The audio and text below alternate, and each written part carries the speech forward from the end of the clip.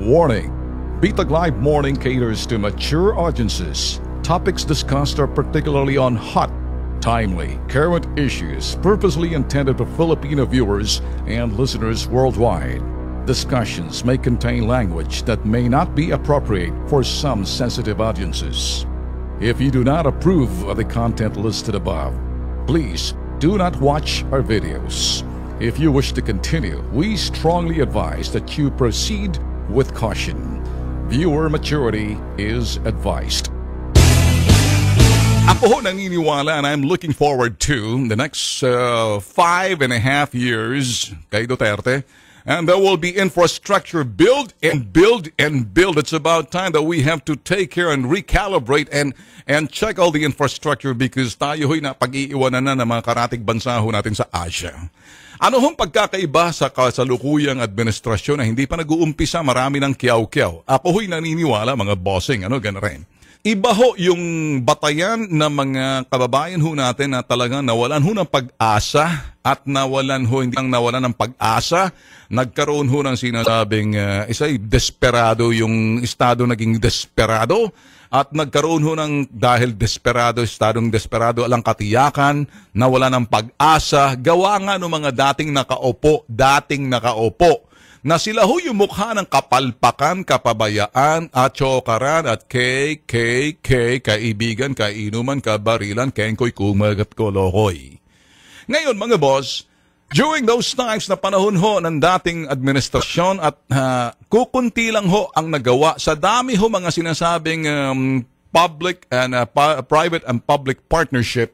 Sos Ginoo mga boss, iilan lang nagawa sa dami ho nakatenga lang sa tagal ng panahon. Natagalan ho kasi maraming mga gahaman at mga sinasabi ho natin, mga putok sa buhong mga matatakaw at kurakot. Bakit ko ho nasabi niyan? It's about time that we have to calibrate, procedures and protocols pagdating ho sa mga kontrata. Ngayon, it's about time that we have to recalibrate and look at and pivot na yung ang mangyayari, hindi lang ho dun sa drug wars, bagkus. The age, sabi nga sa the age of, sabihin natin, infrastructure, the golden age of infrastructure must come within the next 6 months. 8 trillion pesos budget. Para ho sa mga daan, yan ho'y sa mga tren, mga reles ng tren, mga tulay at mga airports and seaports. Malaking bagay ho yan eh. And that's the only thing na magkakaroon ho ng panibagong mukha ang bansang Pilipinas. So facelift ho natin para naman ho kung pag-uusapan ho'y turismo or mga iba ho mamumuhunan sa atin, hindi tayo mukhang kahiya-hiya. Noong panahon ng Dilaw, marami hong natenga at dami hong mga proyektong hindi ho na talagang naudlot kasi dinadala ho nila sa hukuman, sa mababang hukuman. Kapag medyo talo ng isang kontratista na may katsokarang mga politikong gahaman at mga putok sa buhong matatakaw, mga dupang at kawatan, may mga katsokaran ho sila na nakikita ko, naaamoy ko pa ho sila ngayon eh. Naaamoy ko sila, nalalasa. I can taste them and I can smell their aroma and the flavor. Man, they're still out there. You know what? Where are they now? They're now in the super majority, naging balimbing na ho sila eh. So dapat mag-iingat ho rito ang gobyerno ho ni Duterte.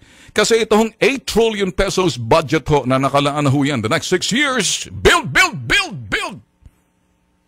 Ang Kongreso ho, ang siyang magbibigay ho ng sinasabing kapangyarihan, emergency power para dito sa ating gobyerno kay Duterte. In this case, para sa mga special infrastructure project.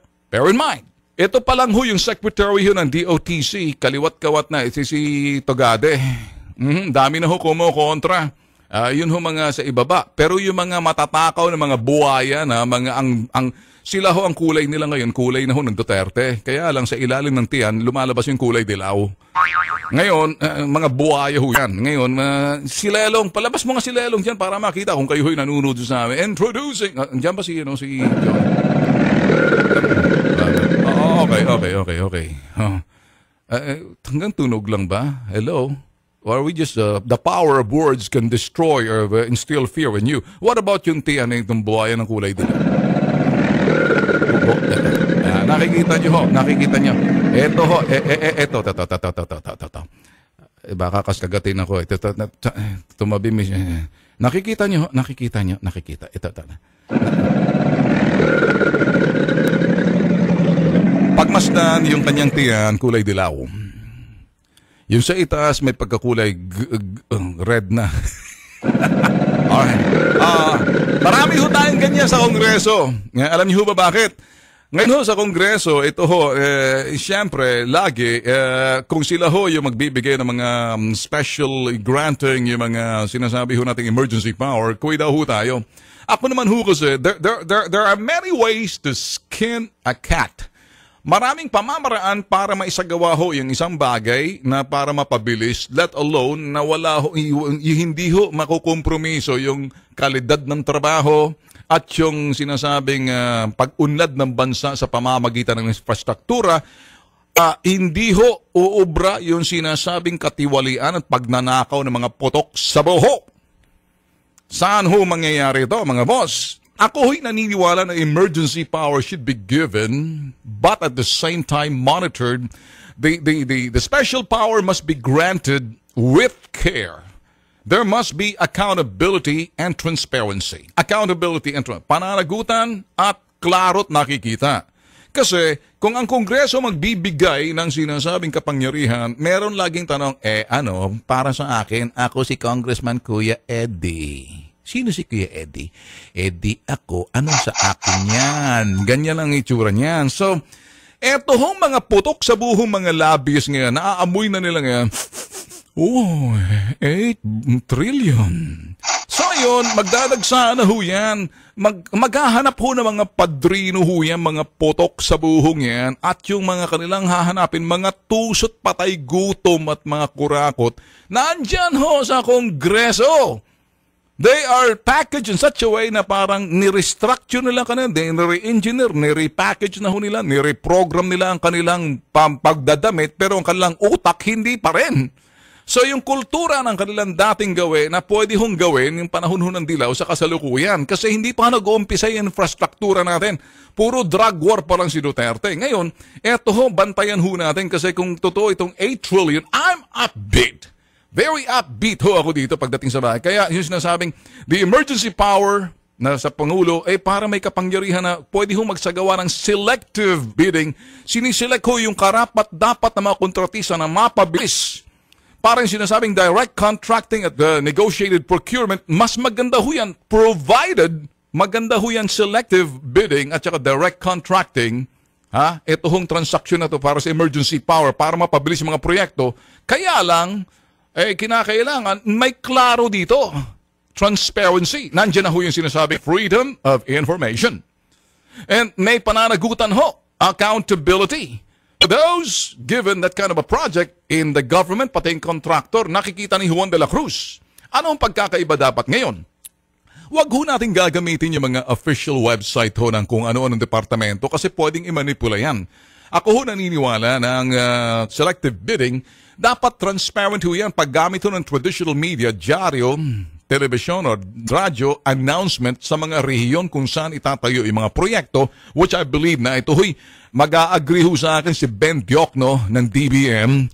Sa mga budget na yan, kung pag-uusapan, para yung sinasabing bottoms-up budgeting, sa ibaba malalaman na kung saan yung mga proyektong itatayo para sila'y makapaghanda at mabantayan yung proyekto at yung perang lalaan. Para sa itaas na naman at sa gitna, yung taong bayan nagbabantay rin para, hoy, hoy, hoy, mga kengkoy, bakit ka nangangamoy? Parang mabahong utot na nagsisingawan na sila, hindi nila mapigil. Shut up! Man, ang haba yan. Kamote ba yan? So, mauutot ho sila sa sinasabing daming pera. Ngayon, didikit ho to sa mga kongresista at yung mga lobbyist na yan. Tutulong ngayon itong mga kongresistang magbabalat kayo. Balat kayo lamang ang buhay sa mundo. Alam niyo, i-cover ho nila sa kanilang barong Tagalog o Amerikana, pero pangit pa rin, swangit pa rin, swapang at pangit pa rin kanilang packaging kasi ang totoo niyan sa kanilang puso ay gahaman pa rin. O mag-iingat ho tayo, hindi ho doon sa sinasabing mga departamento kasi may pananagutan sa presidente ho yan, may pananagutan, hindi yan kapareho ni Pinoy, ala hong ginagawa kundi mag-Xbox noon. I'm not bashing Pinoy, but I'm only saying the possibility could happen. Hindi ako naniniwala that transparency means sa website. Ginawa na ho ni Abad ho yan sa DBM. Ala naman ho nangyari. Bagkus ang website laging sira. Ang mga website nila nahahack pagkatapos nakikita mo yung mga genitalia na may pakpak, palipad-lipad. Sus Mario Josep. Ngayon, kaya ako naniniwala. Transparency means the use of traditional media, newspapers, and then ilalagay, ito na yung mga proyekto, ito yung mga maglalaban ng mga kontratista, etong amount, etong start of the project and end of the project, and then call on the people, mobilize the people, watch this project, this is where our money goes, everybody watch carefully. Abay, sigurado may expose ulo sa ilaw. Kasi kung sa dilim lang ho tayo, Sus Mario Josep, nasa Bible din ho yan eh. Let's put them in the light, not in the dark. It'll be in the dark. Kaya kung sasabihin, hindi, may website naman eh. Website ko, kiss-kiss ko yung mga mukha ninyo sa website ninyo eh. Ngayon, para sa akin, ang emergency power, ito rin ho eh, medyo, wala na hong tatakbuhan ng mga lower court na hihingi ho ng TRO yung mga sinasabing talunan ng mga kontratista. Bagkus Supreme Court na lang, mabilisan para makita, transparent.